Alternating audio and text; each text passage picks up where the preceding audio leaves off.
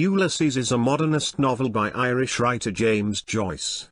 It was first serialized in parts in the American journal The Little Review from March 1918 to December 1920 and then published in its entirety in Paris by Sylvia Beach on the 2nd of February 1922, Joyce's 40th birthday.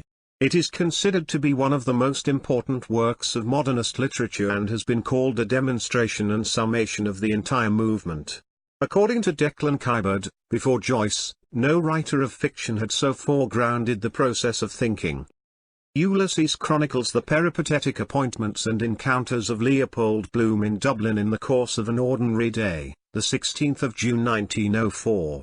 Ulysses is the Latinized name of Odysseus, the hero of Homer's epic poem The Odyssey, and the novel establishes a series of parallels between the poem and the novel, with structural correspondences between the characters and experiences of Leopold Bloom and Odysseus, Molly Bloom and Penelope, and Stephen Dedalus and Telemachus, in addition to events and themes of the early 20th century context of modernism, Dublin, and Ireland's relationship to Britain. The novel is highly elusive and also imitates the styles of different periods of English literature. Since its publication, the book has attracted controversy and scrutiny, ranging from an obscenity trial in the United States in 1921, to protracted textual Joyce wars. The novel's stream of consciousness technique, careful structuring, and experimental prose, replete with puns, parodies, and allusions, as well as its rich characterization and broad humor, have led it to be regarded as one of the greatest literary works in history. Joyce fans worldwide now celebrate the 16th of June as Bloom's Day. Divisions of the novel. Ulysses has three main sections, as follows. Section 1, chapters 1 to 3, the focus is on Stephen Dedalus, a young aspiring writer who has just returned from Paris. This section presents Stephen's life on a typical day in which he finds Dublin depressing. He is pessimistic about realizing his dream to become a published author. Section 2, chapters 4 to 15, the focus is on Leopold Bloom, a Jewish advertising representative. This section presents his voyage through an ordinary day in Dublin. Joyce describes in detail both Dublin and Bloom, presenting his free-flowing thoughts, many of them either about his unfaithful wife, Molly, or other women. Section 3, chapters 16 to 18, the focus is on Leopold, Stephen, and Molly. Bloom and Dedalus meet each other. Dedalus goes to Bloom's home and talks with him for several hours. The novel ends with a chapter on Molly. It consists of more than 30 pages occupied by 7 sentences with no punctuation except for the period at the end of the novel. The chapters. Telemachus, the narrator introduces Stephen Dedalus, representing Homer's Telemachus, along with friends of Dedalus.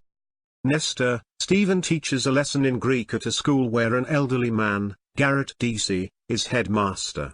Deasy represents the Odyssey's King Nestor of Pylos, or Pylos, a wise advisor to the Greeks during the Trojan War. Telemachus visits Nestor in quest of information about his father, who has not returned from Troy. Joyce uses Deasy to parody the Odyssey, for Deasy is anything but wise. He even needs Stephen's help with a letter to the editor of the Evening Telegraph on foot and mouth disease. Proteus, in Greek mythology, Proteus could change his physical form at will. In Joyce's novel, the language in the Proteus chapter exhibits many forms. Calypso, the narrator introduces Leopold Bloom, the protagonist, who is preparing breakfast in his home while his wife sleeps. In the Odyssey, Calypso is an immortal nymph and daughter of the Titan Atlas. She lives on an island on which she holds Ulysses as a love captive. Bloom's wife, Molly, represents Calypso in that she holds her husband captive in a marriage even though she is unfaithful to him. Lotus-Eaters, this chapter centers in part on mind-altering substances and on religion, which Marx called the opium of the people. In the Odyssey, the crewmen from the ship of Ulysses eat lotus plants after they arrive on the northern coast of Africa, present-day Libya. They then lapse into euphoria. Hades, Leopold Bloom attends a funeral. His confrontation with death parallels the voyage of Ulysses into the underworld. Aeolus, in the Odyssey, Aeolus was king of the winds and ruler of an island. He gives Ulysses a bag of winds to speed his ship on its journey. In Joyce's novel, The Island of the Winds is a newspaper office. Bloom and Daedalus are both there at the same time, Bloom to purchase an advertisement and Daedalus to submit DC's letter, Nestor chapter. In various conversations, there are references to wind. For example, Professor McHugh says, "The Tribune's words, howled and scattered to the four winds." Other references by different characters include the following: reaping the whirlwind, gone with the wind, the sack of windy Troy, funny the way those newspaper men veer about when they get wind of a new opening, and enough of that inflated windbag. Laestrygonians. The Laestrygonians were giants who ate many of Ulysses' men. In this chapter in Joyce's novel, eating also takes place. Bloom eats a gorgonzola cheese sandwich and drinks a glass of Burgundy at Davy Byrne's pub. There are also references to cannibalism in a paragraph about food. Sardines on the shelves. Almost taste them by looking. Sandwich. Ham and his descendants, mustard and bread there. Potted meats. What is home without plum trees? Potted meat. Incomplete. What a stupid dad. Under the obituary notices they stuck it. All up a plum tree. Dignam's potted meat. Cannibals would with lemon and rice. White missionary too salty. Like pickled pork. Expect the chief consumes the parts of honor. Ought to be tough from exercise. Scylla and Charybdis. In the Odyssey, Scylla is a six-headed monster poised on a rock on one side of a strait. It eats men from the ship of Ulysses as it passes by. Charybdis is a whirlpool near the opposite side that will swallow the ship if it veers too close. At the National Library, Stephen discusses Shakespeare's relationship with his wife, claiming she was unfaithful. Her activity, he says, influenced Shakespeare's writing, notably in Hamlet. Daedalus's friends challenge his views, perhaps the way Scylla and Charybdis challenged Ulysses. Daedalus also challenges their views, like a monster such as Scylla. Bloom is elsewhere in the library conducting research. Wandering Rocks. This chapter focuses on characters who wander through Dublin. Sirens. While Bloom dines in the Ormond Hotel, he ogles attractive barmaids representing the sirens in the Odyssey. Cyclops. In a pub, a man called the Citizen insults Bloom with anti-Semitic language. Because of his stupidity and blind prejudice, he parallels the Odyssey's Cyclops, a one-eyed giant. Nausicaa. In this chapter, Bloom encounters a lame young girl, Gertie McDowell, who solicits him. She represents in a mundane, ordinary way the beautiful maiden Nausicaa, who escorts Ulysses to the court of her father, Alcinous, the king of the Phaeacians. The lameness of Gertie may symbolize what Joyce believes is the lameness of organized religion. Oxen of the Sun. Bloom goes to the National Maternity Hospital on Hull Street to check on his friend, Mrs. Mina Porfoy, who gives birth. There, he encounters Daedalus. Daedalus and Buck Mulligan are having a drink with medical students who are friends of Mulligan. The language Joyce uses in this chapter ranges from Old English to Modern English as Joyce traces the English language from gestation to birth.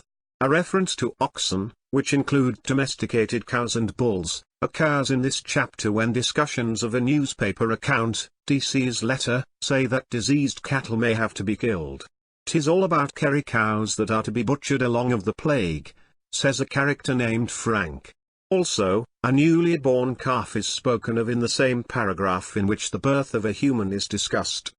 It should perhaps be stated that staggering bob in the vile parlance of our lower-class licensed victuallers signifies the cookable and eatable flesh of a calf newly dropped from its mother. In a recent public controversy with Mr. L. Bloom, Pub. Canv, which took place in the Commons Hall of the National Maternity Hospital, 29, 30 and 31 Hull Street, of which, as is well known, Dr. Ray Horn is the able and popular master, he is reported by eyewitnesses as having stated that once a woman has let the cat into the bag, an aesthete's allusion, presumably, to one of the most complicated and marvelous of all nature's processes, the act of sexual congress, she must let it out again or give it life, as he phrased it, to save her own.